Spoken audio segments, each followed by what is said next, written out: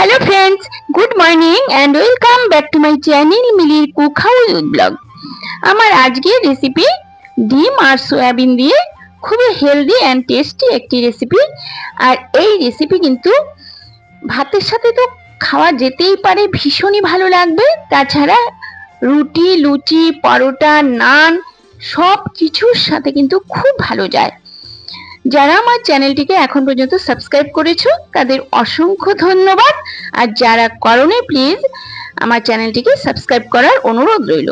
আমি এখানে সয়াবিন গরম জলে আগে থেকে ভিজিয়ে রেখেছিলাম 15 মিনিট মতো।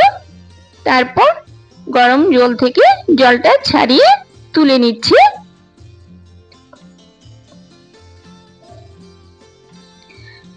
এবার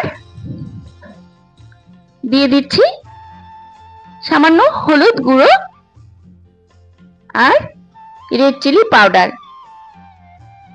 এবার দিয়ে দিলাম কিছুটা নুন, দিয়ে দিচ্ছি 1 চামচ আদা বাটা, আর এটা হচ্ছে রসুন বাটা। 1 চামচ ভরে রসুন বাটা দিলাম, আর দিয়ে দিলাম 2টো ডিম।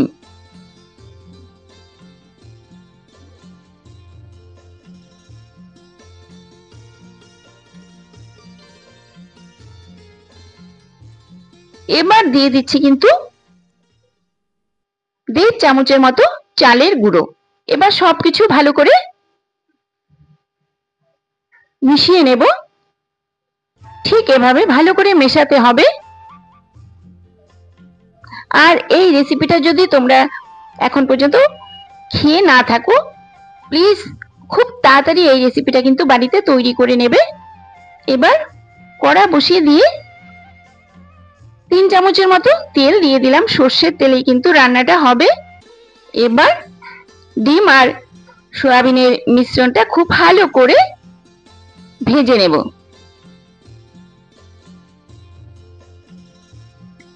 লো ফ্লেমে ভাজলেই কিন্তু খুব ভালো হবে।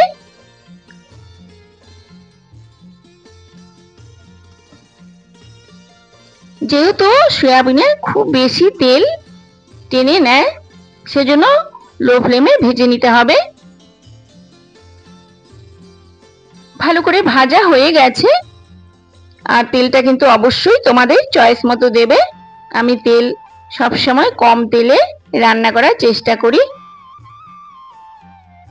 ভাজা হয়ে গেছে, এবার তুলে নিলাম। তারপর আরো 3 চামচের মতো তেল দিয়ে দিলাম। এবার একটা বড় সাইজের পেঁয়াজ কুচিয়ে নিয়েছিলাম, সেটা দিয়ে দিলাম। আর সাথে তেজপাতা আর জাস্ট দুটো কাঁচা লঙ্কা দিয়েছি। আর ঝালটাও কিন্তু তোমাদের চয়েস মতো তোমরা ইউজ করবে। ব্রাউন করে ফোড়নটা ভাজা হয়ে যাওয়ার পর, মানে পেঁয়াজটা ভাজা হয়ে যাওয়ার পর, আমি কিন্তু সেদ্ধ করে রাখা আলু দিয়ে দিয়েছি। আলু দিয়ে কিছুটা ভেজে নিয়ে তারপর দিচ্ছি হলুদ গুঁড়ো, জিরের গুঁড়ো আর ধনের গুঁড়ো 1/2 চামচ করে দিয়েছি। আর বেটে রাখা টমেটো, রসুন বাটা, আদা বাটা আর কাশ্মীরি লঙ্কার গুঁড়ো দিয়ে দিলাম। স্বাদ মতো নুন। সব একসঙ্গে দিয়ে ভালো করে কষিয়ে নিচ্ছি। আর এখানে কিন্তু তোমরা দইও ইউজ করতে পারো, তো আমি দেইনি।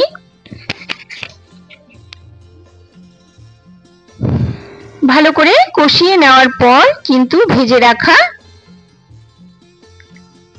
ডিম দিয়ে ভেজে রাখা সয়াবিনটা দিয়ে দিলাম। দিয়ে আবারও কষিয়ে নিচ্ছি।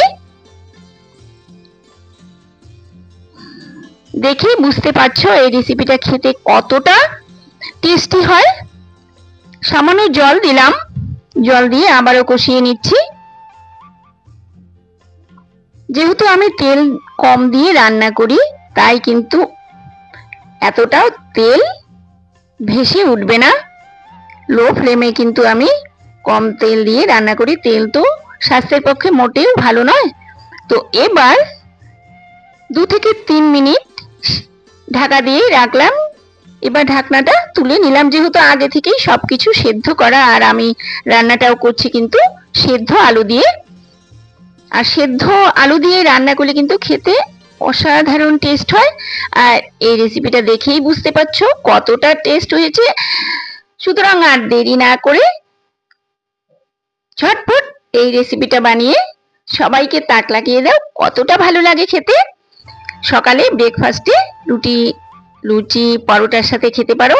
দিয়ে দিলাম কিন্তু সামান্য চিনি। এবার আরো কিছুক্ষণ ঢাকনা দিয়ে রেখে আবার ঢাকনাটা তুলেও নিলাম। রান্নাটা কিন্তু আমার অলমোস্ট ডান। প্লিজ তোমরা কিন্তু এই রেসিপিটা অবশ্যই বাড়িতে ট্রাই করবে। ট্রাই করে আমার চ্যানেলের কমেন্ট বক্সে কমেন্ট করে জানাবে কেমন লাগলো। দিয়ে দিলাম গরম মশলা। এবার সার্ভ করে নিচ্ছি। তো কেমন লাগলো তোমাদের রেসিপিটা? আশা করছি খুবই ভালো লেগেছে। প্লিজ তোমরা সবাই আমার চ্যানেলটিকে সাবস্ক্রাইব করে আমার পাশে থেকো, আর বেল বাটনটি অবশ্যই ক্লিক করে রাখবে, তাহলে আমি যখনই কোনো নতুন ভিডিও আপলোড করব সবার প্রথম তোমাদের কাছে পৌঁছে যাবে। তাহলে কত সহজেই তৈরি হয়ে গেল ডিম সয়াবিনের একটি অনবদ্য রেসিপি। তোমরা কিন্তু কেউ মিস করো না এই রেসিপিটি বানাতে।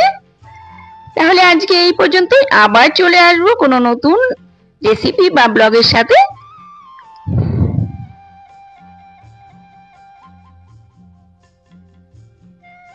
সবাই খুব ভালো থেকো, সুস্থ থেকো। তাহলে আজকের মতো টাটা, বাই বাই।